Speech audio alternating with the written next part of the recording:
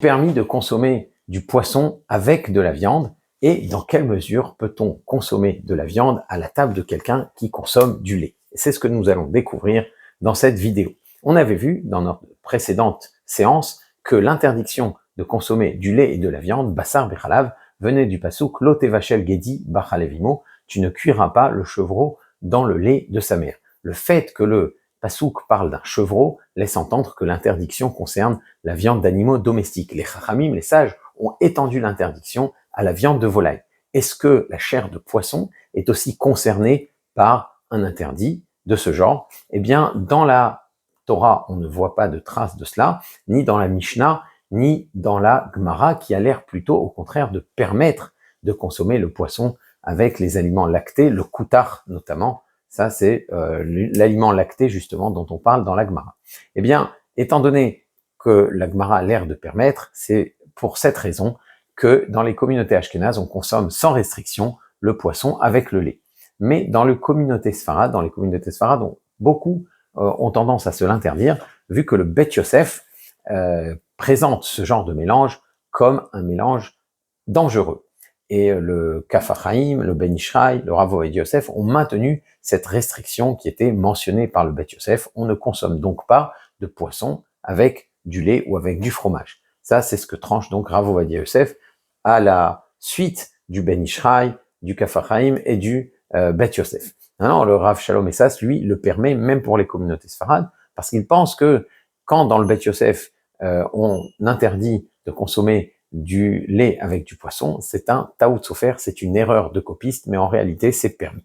Voilà ce qu'on avait vu en substance dans notre précédente vidéo.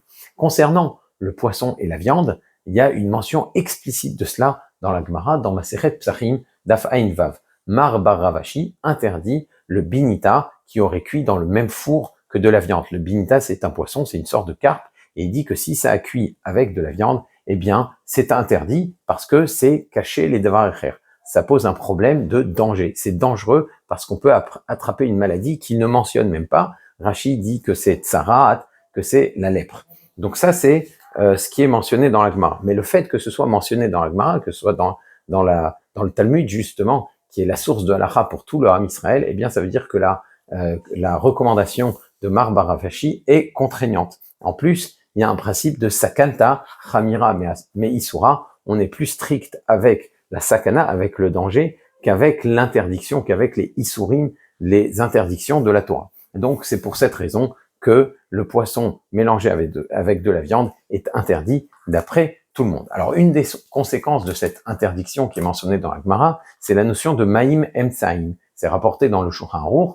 Quand on a commencé le repas en consommant, par exemple, du poisson, ce que recommande le Rambam, d'accord, on doit commencer un repas avec des protéines légères pour entraîner l'appétit, eh bien, avant de passer à la viande, il faudrait se laver les mains, se rincer les doigts, de façon à ne pas consommer la viande avec des mains qui seraient maculées encore de traces de poisson. Le Rav Shalom Essas, d'ailleurs, raconte que c'était effectivement l'habitude au Maroc de se laver les mains après le poisson, avant de consommer la viande. Alors le Rama, dans Yoredea, le Rav Moshe Isserles, qui est le posek de référence pour les communautés ashkénazes, lui il dit qu'on ne fait pas attention à cela, mais qu'on se contente de manger quelque chose, de boire de façon à se rincer la bouche, c'est-à-dire que au moment où on va manger la viande, au moins, on est sûr de ne plus avoir de traces de poisson dans la bouche. Et même dans les communautés sfarades, on pourrait se contenter de faire ce que recommande le Rama, puisque d'après certains des dictionnaires, à partir du moment où on consomme les aliments avec des couverts, avec une fourchette, eh bien on ne manipule pas les aliments directement avec les mains, donc ça ne pose pas de problème, on n'est pas obligé de se rincer les mains, on peut, selon le prix Hadash, même se contenter de les essuyer dans un torchon. Donc à partir du moment où on mange quelque chose, on boit quelque chose et qu'on s'essuie les mains dans un torchon, eh bien on n'est pas obligé de se les laver. Si on les lave, évidemment, on est quitte d'après tous les avis, mais ce n'est pas obligatoire. Alors, on ne doit pas manger de la viande à la même table que quelqu'un qui consomme du lait, parce qu'on pourrait être entraîné à se servir. On va voir ces règles un peu plus en détail après cela, mais est-ce que c'est la même règle pour du poisson et de la viande? Après tout, comme on a dit, Chamira sakanta me isura, la sakana est plus grave que le isur. Alors de la même manière que les chachamim ont mis quelques restrictions quand on a de la viande et du lait à la même table, on peut pas le faire comme on veut, on va le voir. Est-ce que c'est la même chose pour du poisson et de la viande. Eh bien, pour le poisson et la viande, il n'y a pas cette restriction-là. On peut consommer de la viande à la même table que quelqu'un qui consomme du poisson sans que ça ne pose de problème. Tout d'abord parce que le danger dont on parle dans la Gemara, dans la Sechet Psachim, n'est pas identifié de nos jours. Et de plus, on ne sait pas si Mar Baravashi, quand il l'a interdit uniquement avec le poisson qui s'appelle le binita, ou si c'est pour tous les poissons. Et étant donné qu'il y a ce doute qui subsiste, alors quand il s'agit juste d'une crainte qu'on en vienne à consommer la viande, alors qu'on est en train de manger du poisson, à goûter de la viande de l'autre personne qui est à table, étant donné que ça n'est qu'une crainte, et que même si on consomme de la viande, peut-être que ça ne concerne pas le poisson, et peut-être que de nos jours, ce danger n'existe plus, à cause de cela, et du fait de ces doutes-là, on n'y a pas de problème à consommer de la viande sur la table où quelqu'un d'autre mange du poisson, même s'il le mange à proximité. Alors, si le poisson a cuit avec la viande, là, on est véritablement dans la configuration évoquée par la Gemara, et donc ce qui fait que le plat est véritablement interdit. Alors, d'après Rav Ovadia Yosef, on doit même cachériser la casserole dans laquelle le poisson et la viande auraient cuit ensemble. Maintenant, le Kaf HaChaim lui dit non, ce n'est pas obligé de cachériser cette casserole. On peut se permettre d'attendre 24 heures. Après 24 heures, le goût que la casserole aurait absorbé est pagoum, même si le plat lui-même est interdit, donc on ne peut pas le consommer, mais la casserole elle-même, passé 24 heures, on peut la réutiliser sans qu'il soit obligatoire de le cachériser, puisque le goût est atténué et qu'il ne pose plus de problème de sakana. Alors, dans ce genre de situation, mieux vaut demander un rav, puisque selon les circonstances, eh bien, on pourra se montrer permissif et ne pas recommander ou obliger une cachérisation, ou dans d'autres cas, se dire oui, là, il vaudrait mieux effectivement cachériser la casserole. Donc, dans ce genre de situation, faire une she'elat racham, demander au rav ce qu'il faut faire.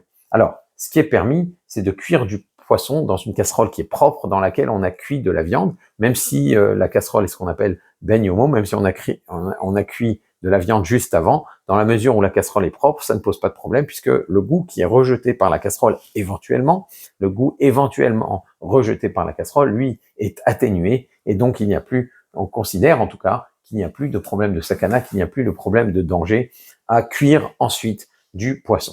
Alors, pourquoi on ne peut pas manger du lait sur une table où quelqu'un mange de la viande? Comme on l'a dit, étant donné que l'aliment que l'autre mange, quand je suis en train de manger de la viande, l'autre mange du lait, mais j'ai l'habitude de manger ce lait est permis d'ordinaire. Ce qui est interdit, c'est seulement le mélange. Et donc, ce qui pourrait se passer, c'est qu'on serait tenté de goûter de l'aliment de l'autre, puisqu'il est cachère. C'est juste que, en mangeant de la viande, je n'ai pas le droit d'en consommer. Je dois même attendre un certain laps de temps. Donc les Chachamim ont établi cette barrière justement. On ne mange pas de la viande à la table où quelqu'un d'autre mange du lait. On ne mange pas de la viande quand il y a du lait qui est posé sur la table parce qu'on risque machinalement de s'en servir. Ce qui est intéressant, c'est qu'on peut s'attabler avec un non-juif qui mange un plat non cachère, parce que là, justement, il n'y a pas cette tentation, étant donné que le plat non cachère n'est jamais cachère, il n'y a pas, je peux pas me dire, ah oui, mais j'en ai mangé ce matin, etc. Je n'en ai jamais mangé, j'en mangerai pas, et parce que ça n'est pas cachère et ça ne le deviendra pas, contrairement au lait qui, lui, passé un certain temps, j'aurai le droit d'en consommer. Donc, étant donné que les Chachamim supposent qu'on ne va pas être tenté, normalement, on a le droit de s'asseoir à table avec un non-juif qui consomme son plat non caché. Donc, alors, si c'est interdit de manger de la viande à la même table que quelqu'un qui mange du lait, quelles sont les règles à observer pour que ça puisse être permis? Alors, si on pose son assiette de viande sur une serviette, eh bien, ça marque un petit peu le territoire, et donc même si quelqu'un d'autre mange du lait juste à côté, cette séparation suffit. De la même manière, si la personne qui consomme du lait le fait suffisamment loin, eh bien, on a le droit de le faire même si on est à la même table. Si le lait est posé suffisamment loin sur la table, j'ai le droit de manger de la viande de l'autre côté de la table parce que ça va me demander un certain effort avant d'arriver à atteindre le lait. Ce que l'on craint, c'est que je me serve de ce lait de façon machinale. Et si on est deux personnes à manger, alors là, il y a une solution supplémentaire, eh bien, c'est de placer un objet qui n'a pas l'habitude d'être là entre nous. Et donc, même s'il n'y a pas de serviette, même si j'ai pas de sous-plat, et que lui consomme du lait et que moi je consomme de la viande, étant donné qu'il y a un objet entre nous, eh bien, ça peut servir de rappel, ça peut servir de pense-bête, et ça suffit pour autoriser à consommer du lait pour une personne et de la viande pour une autre personne. Le Tourézav, le Darke Moshe, le Kafarim recommande que cet objet soit suffisamment haut, soit suffisamment visible pour que le rappel soit effectif. Est-ce qu'on a le droit d'avoir une seule salière? Le Rama, Rav Moshe Isserles, recommande d'avoir une salière pour le lait et une salière pour la viande parce que il faut éviter que des résidus et des projections se mélangent au sel et en viennent à cuire ensemble. Si j'ai l'habitude de tremper des aliments dans une salière, eh bien peut-être qu'il va y avoir des traces de viande dans le sel et après je vais vouloir saler un aliment lacté qui est en train de cuire et il y aura de la viande qui va cuire en même temps que le lait et donc ça sera interdit. Donc ça c'est ce que recommande le Rama. Mais a priori cette crainte n'est vraie que pour des salières qui sont ouvertes et dans laquelle on trempe du pain ou des aliments divers et donc on peut parfois tenter de tremper de la viande et ensuite utiliser cette salière pour agrémenter un plat de lait. Et là, effectivement, ça pose un problème. Mais les salières fermées, qu'on retourne pour verser le sel dans les aliments, eux, ne présentent pas ce problème-là, ne posent a priori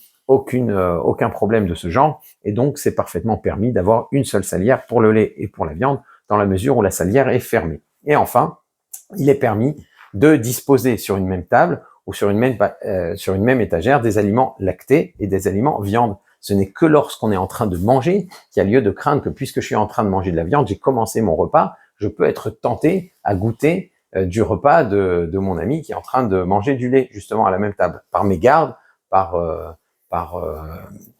inadvertance. Mais quand je suis pas en train de manger, que simplement les aliments sont disposés sur la table, ça ne pose pas de problème. De la même manière, j'ai le droit de les stocker sur la même étagère. La seule chose à laquelle il faut faire attention, c'est à ce que ce soit emballé de façon à ce que ça ne coule pas. Parce que s'il y a du lait qui coule sur de la viande, même dans un réfrigérateur, et que ça macère pendant un certain temps, eh bien, si j'ai des tranches de charcuterie, par exemple, qui restent macérées dans du lait qui a coulé dans le réfrigérateur, au bout de 24 heures, on considère que le lait a imprégné de son goût les tranches de viande, et bien là, à ce moment-là, elles sont complètement interdites et ça suffira pas de les rincer. Donc ça, c'est ce à quoi il faudra faire attention, mais sinon, dans la mesure où c'est emballé, on peut même les transporter dans les mêmes sacs, etc.